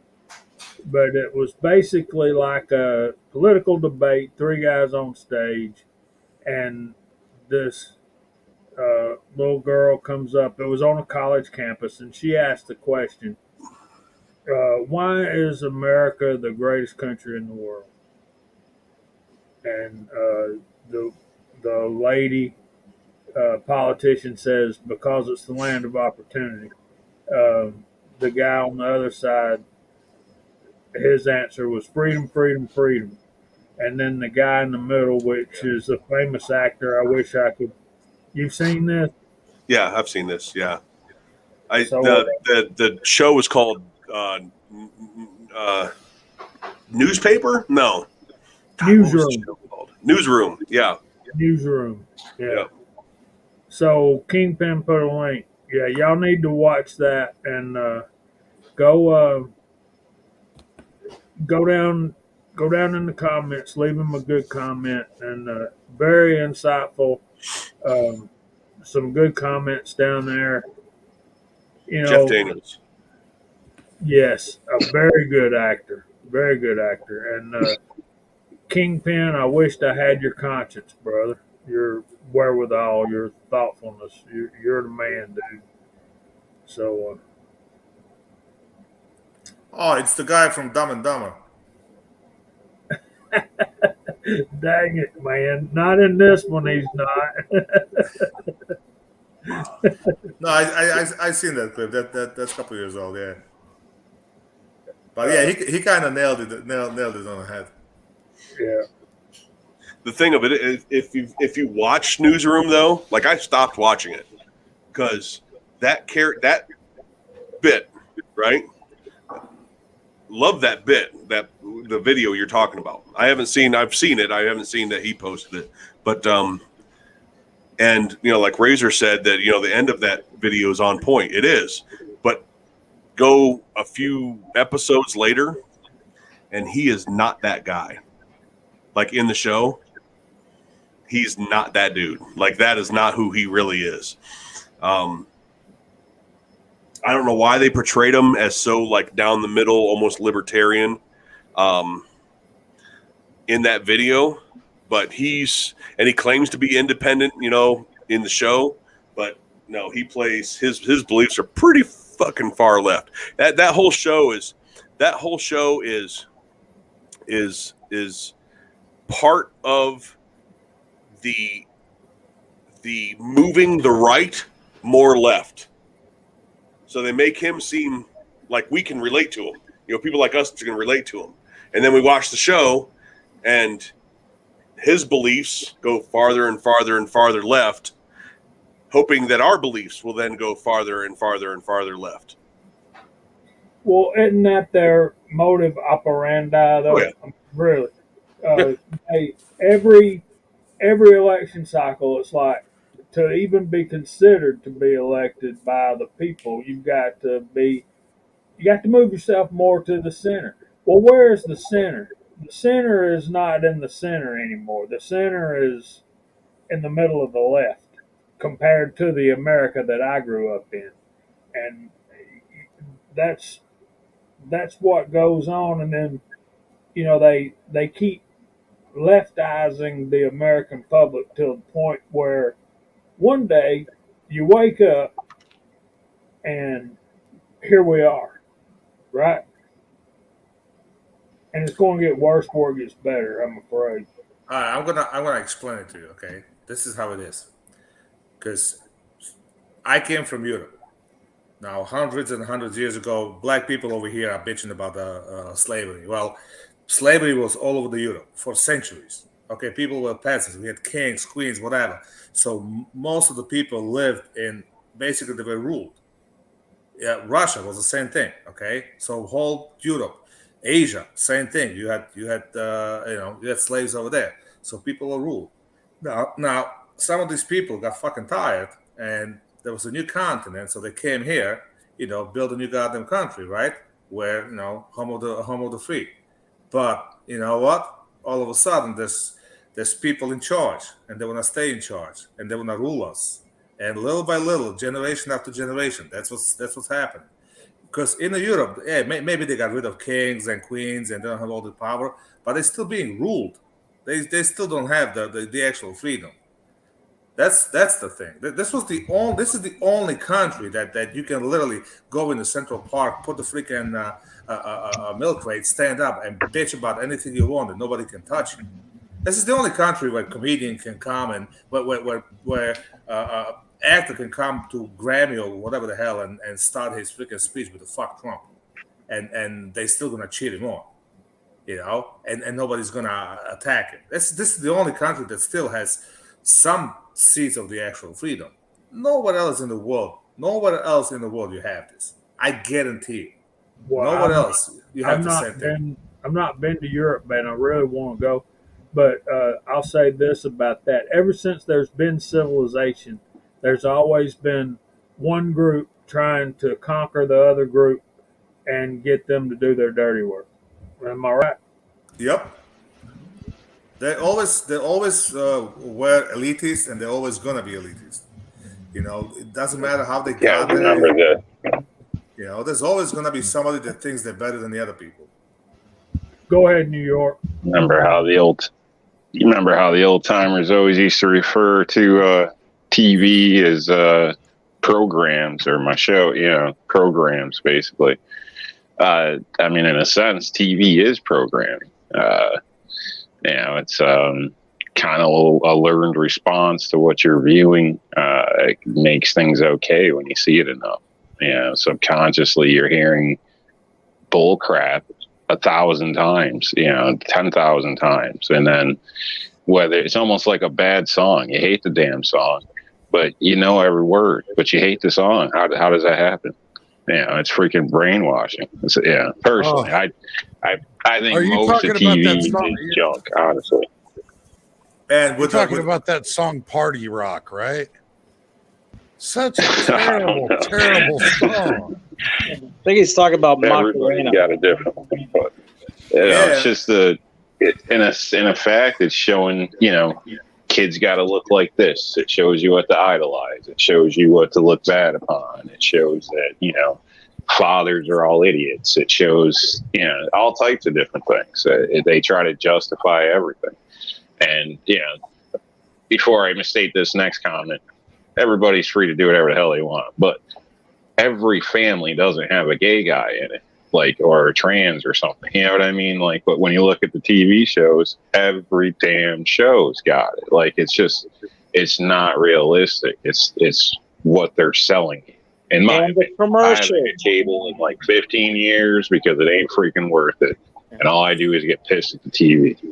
And it's even worse with the social media, because social media, it's even worse because now with the iPhones and all that bullshit, they customize the shit because they listen to you. So they customize your wish list, your watch list for your kids, for your YouTube and all that shit. It's even worse. Yeah, there's not a single show anymore. Hell, even that Tim Allen show that just recently went off air. Man of the House, is that what it was called? No. It was shit. You know what I'm talking about. It's the Outdoors Man, the Outdoors Man show, right? So even the last season of that got woke. Well, he got canceled, and then he went to a different network, and they only did one season over there. Yeah, the last season of that even got woke, and that's Tim Allen. But to change the subject real quick, so do your girlfriends and wives do this? This is a entire grocery bag full of 4-pack Bic lighters because they were on sale for $1 a piece. She was like, preps. Hey. Preps. Nice. I think my lady would do that. She's seen those for $1. What are you gonna do with so many big lighters? They run out. That's why you need them. Yeah, but you're in the desert. All you need is a magnifying glass, and you can light anything. Tread made a There's good a lot of truth to that. Well, not at night. There's a lot of truth to that too. Hey, if you got a strong enough Olight flashlight, you can do it. You just turn on a light and it'll eventually burn up and start your fire. But I've never been able to light anything so easily without even trying with a striker with a ferro rod and knife than I have here. I can take some of the grasses, pull some grass, just lay it down. I don't have to powder them up. I don't have nothing. Just lay them down, fire. It's a desert. Must be nice. I mean, illegals start fires here all the time on accident because they'll be carrying something glass and leave it behind. Yeah. And just the sun going through the glass at the right angle catches the grass is on fire. The dead grass is on fire. Yeah. So what'd you do to have to live in hell? I chose here. I chose here. So wait a minute. So you lived in northeastern U.S. and Yep. one day you said, fuck this humid. I'm gonna go somewhere where there's 120 goddamn degrees. It's got all these freaking poisonous snakes, and if you step out of the fucking AC, you're dying. Oh man, that's gotta be paradise. Yes. Okay, I'm just checking. The only It is. the only thing that I I don't did get not many strays one out of, there. one of the only things that I did not love about Arizona was the green Mojave. Green Mojaves aren't no joke. I don't. I would hunt those things. Hey, I was in Arizona. I had a connecting flight to Vegas. Does that count? No, you were in the air conditioned airport.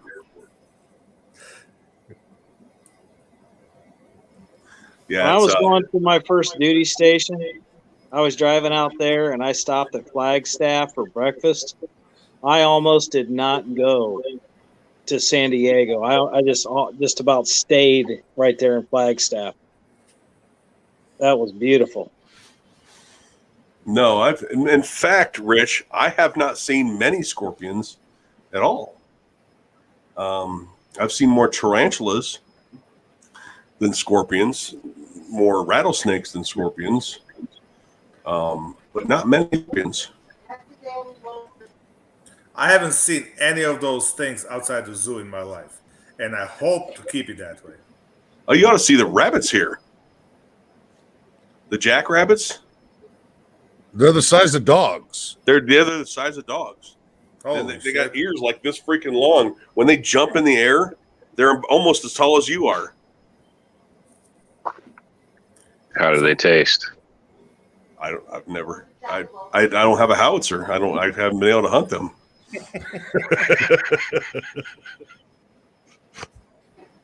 No, a buddy of mine has, and he says the only thing good on them is back straps, and he said they're mediocre at best. Not like cottontails back home. No, they're a worst case scenario kill. If you absolutely got to eat some meat, there you go. But I'm thinking survival food running around. Yeah. It's good survival food running around. But I would also I'd eat a rattlesnake before I'd eat one of them. Rattlesnake's good. Rattlesnake tastes good if you make it right, at least. Rattlesnake gives me gas. Never had. I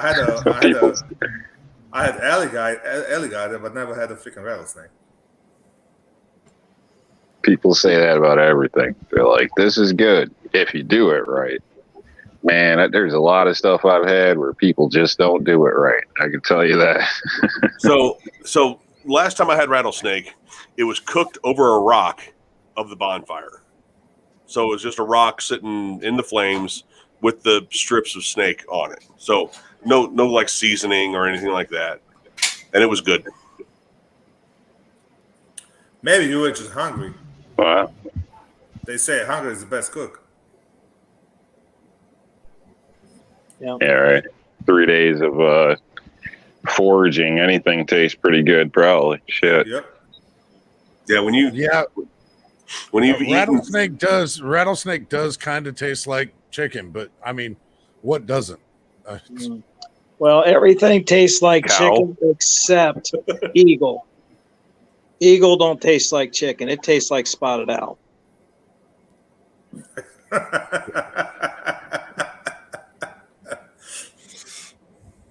I hear baby seal is good this time of year. Baby seal is good any time of year.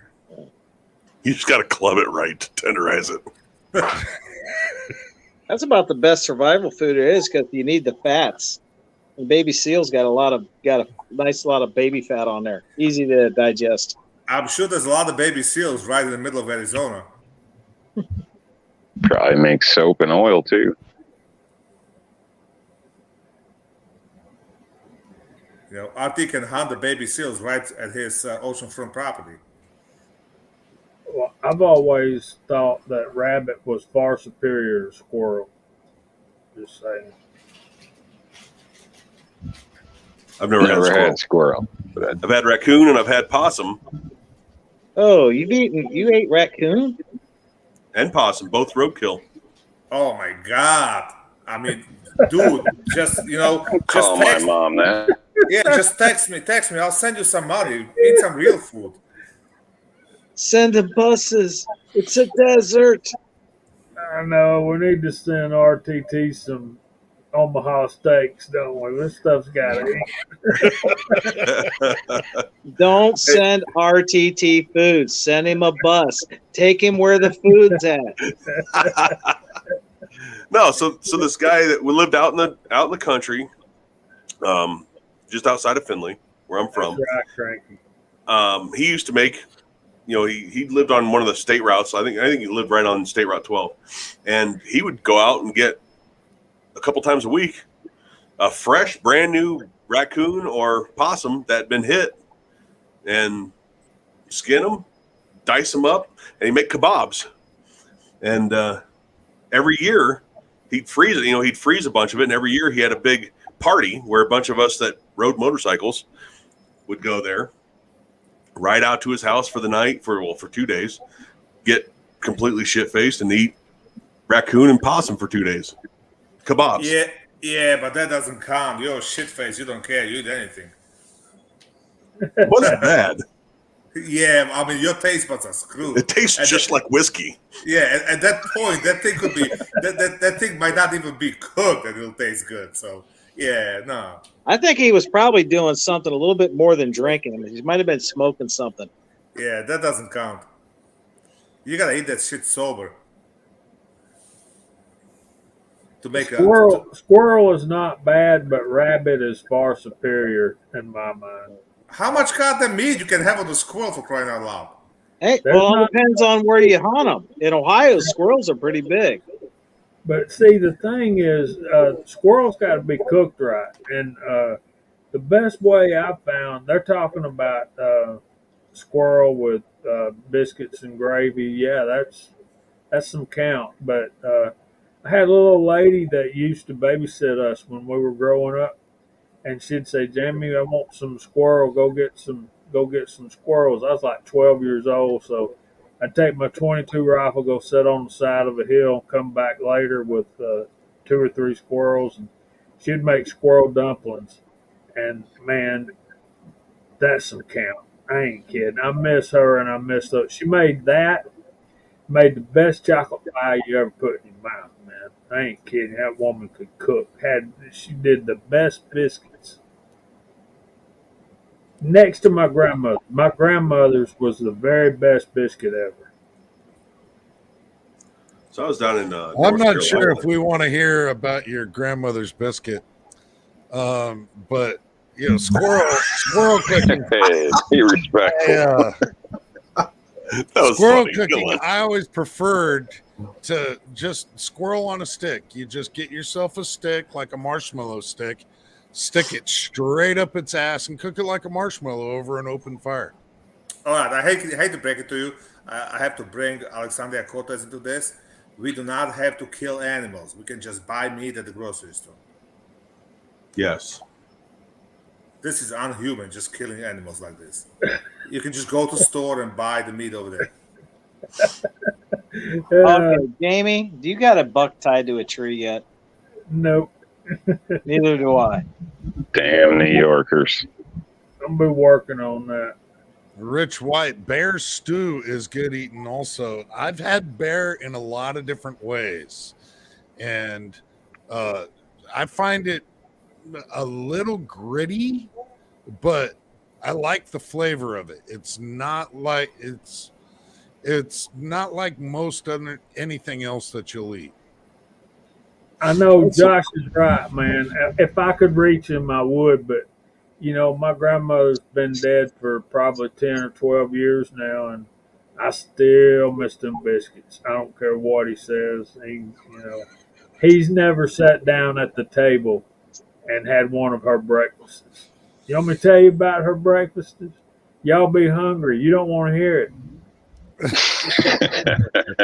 y'all be Don't do it to us, man. I haven't eaten yet.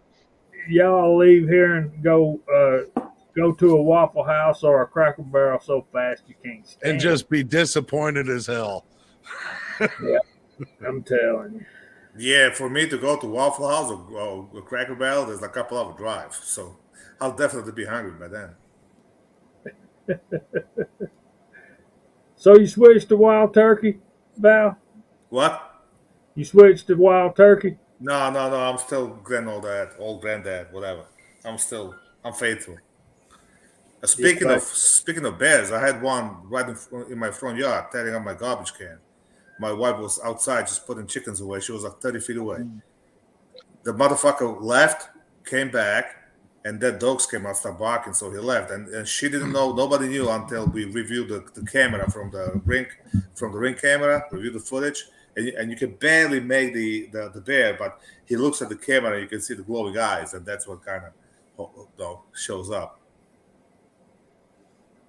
You got to pay attention, man. I want to see the video where you're out there smacking them around, telling them not in your yard. Oh no, the bears around here that would run away. I mean, that's really slim chance. Yeah. Vacuum.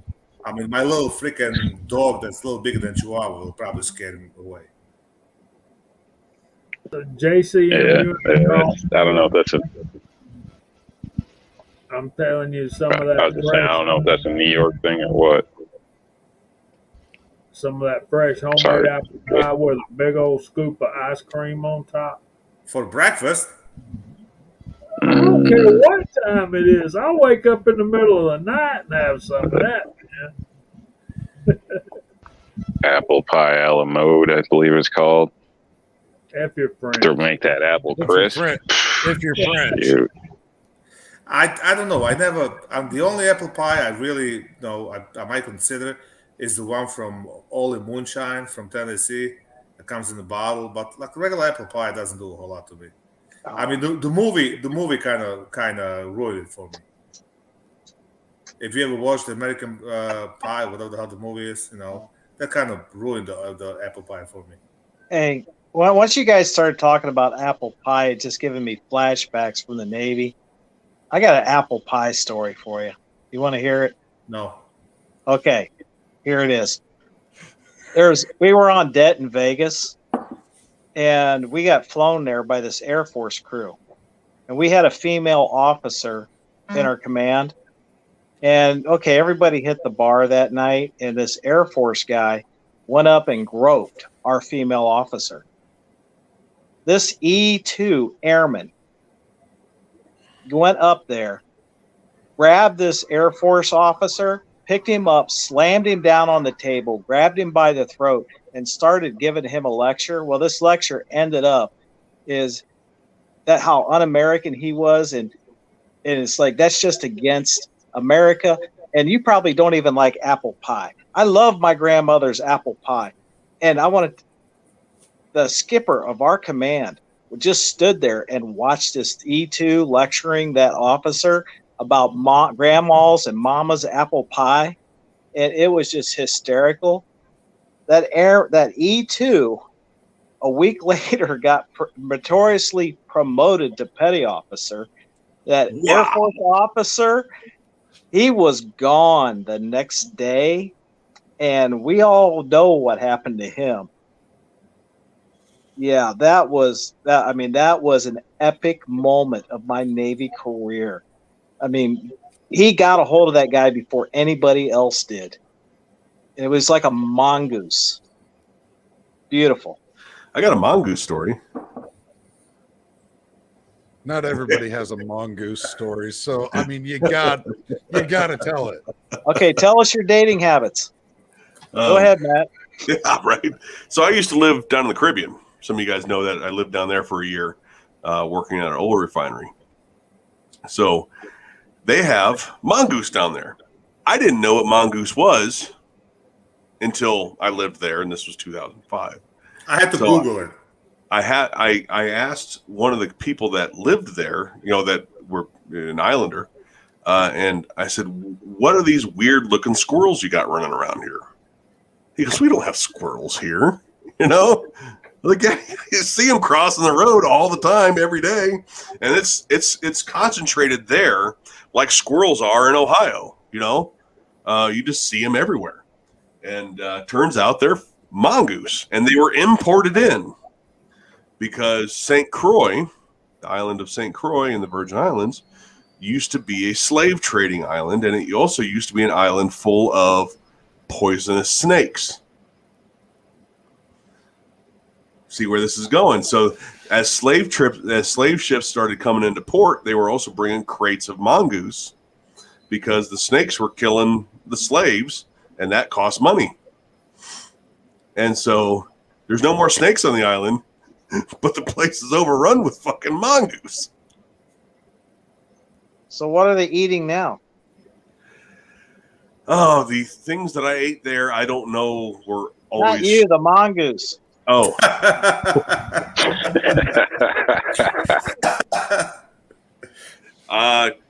guy, you know what? I don't know. Maybe lizards. There's plenty of lizards. Lizard, snake. I mean, they're pretty Do close. people eat the mongoose? I don't know. I think I may have. Well, according to Google, mongoose eat small mammals, birds, reptiles, eggs, and occasionally fruit. So there's plenty of all that stuff there. So I'm sure that's what they're eating. But yeah, I had all kinds of stuff on that island that I never thought I would have. Oxtail, something called oxtail. People eat that here. Been to a Do couple they? barbecues. I'm just like, what is this? Yeah. Apparently, it's a big thing. Some of the best food I ever had. Well, of course, they had great seafood down there because it was caught that morning. But like their dolphin steaks are really good. Just Oh, come giant. on. No. You can't be eating dolphins. Come on. Oh yeah, I used to get shark steaks that were like that. Yeah, shark I got no problem with. Kill those fuckers. I hate them. But dolphins, come Oh, on. come on. Dolphin's good. It's It's It's dolphin mighty. fish. Yeah, It's not. dolphin fish. It's not bottlenose porpoise. It's Yeah, never- it's not flipper. But Yeah, but Yeah, come on. don't worry about your Hallmark movies. Well, with all of this talk of food, you bastards have made me hungry, and we're getting close to the 2-hour mark. I suspect that our invisible host probably needs to go to work. So I'm going to start working through the room here and see what's going on. And so, New York Outcast, thank you, sir. By the way, thank you. What you got going on? Thanks for the invite. Not much video wise. Obviously, plan on eating some steak here shortly. Another display option might be R&L displays. If anybody's interested, take a look at that. Other than that, again, thanks for having me. It's great talking with you guys. Thanks for joining us out there in the crowd, and everybody have a good evening. All right. JH586. What you got going on, man? Thanks for having me. I'm sorry Scotsman's having issues tonight, but I just got in from a motorcycle ride. We had a party for a guy just come back from, shall we say, a vacation. We'll leave it at that. We'll talk after if you want. But anyway, guys, y'all check us out on Friday nights on the Georgia Shooting Connection channel. We do a live stream based on reloading, shooting, stuff like that. But eventually, it's guys. So eventually it turns to all other stuff, including food. Thanks for having me, brother. Appreciate it very much. Absolutely. Thank Oh, you. and For showing up. congrats on your new. Yeah. She's gorgeous. Absolutely gorgeous back there. Yeah. Look at that beast. Yeah, you got a scope on that baby too already, huh? Yeah. Yep. The professional amateur. What you got going on this week? You gotta put a video from the last match. I sucked royally, but I'm still gonna show it. And I might even put some video together from Tennessee just to show people what I did. And of course, you saw the video of my new truck, which I love the truck. I hate the payments, but it is what it is. And tomorrow's back to work.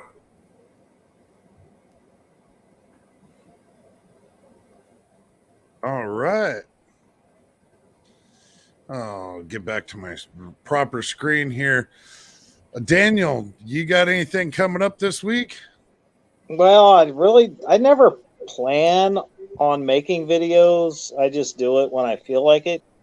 But I just know here in the next week or two, uh, I'm going to be doing a lot of reloading because there was some people that came around, just more than just you and Scotsman. So the last 3 weeks, I was doing a ton of shooting, and I just got to rebuild the stock. I just got done casting 600 9mm, and I just finished powder coating them right before the show, and I got a bunch of 300 blackout to get loaded up. And folks, right now, if get your stuff, because my sources back at the Fin, they are now telling me this ammo shortage and primer shortage is going to be a lot worse.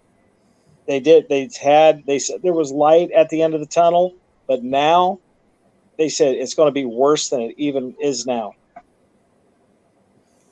as far as getting your components. Yeah, and I was at that Fin. They got a lot of empty square footage sitting down in that reloading area and their ammo areas. Lots of empty square footage. RTT, Guns and Gear. What you got coming up, Matt? I got a couple reviews on deck right now. Another video similar to what I posted today, talking about train like you fight and what people mean by that. Had a pretty successful photo shoot with We the People holsters not long ago. They've been posting pictures from that on their Instagram. I don't know how their photographer made me look good, but they did. Anybody looking for deals? I post deals here and there on my community tab, but more people are going over to the website and subscribing to the website where you can get a newsletter from me. And that's really where I have been emailing out lots of different deals, everything from different clothing like tactical clothing, BDUs, ACU, OCP, stuff like that, to gear, trigger sales, barrel sales, ammo. Today was a big ammo one that I sent out today. Ammo sales. So yeah, if you guys want to get in on that stuff, just go over to the website. It doesn't cost you anything. All you got to do is put your email in. You don't have to put any other information in, and you'll get added to the news or the email list. If you do it, just make sure you check your like spam or promotion tabs, because sometimes they go there. Other than that, yeah, still looking for a job. All right. Well, good luck with that. Me, I've been setting up a little bit more in reloading and going to be doing some more loading. I go back to work this week, had the entire week off, and I kind of wish I had another week off, but I do go back to work this week. So other than that, I'm going to be probably turning out one of the most epic videos I've ever had on the channel. Never. No, that's not going to happen. But I do want to thank everybody that helped me out in getting here for this. Met a couple of great guys, had some really great time out in Ohio. Other than that, just reminder to keep your magazines loaded and one in the chamber. Woo! That's your cue, And Steph. Scott's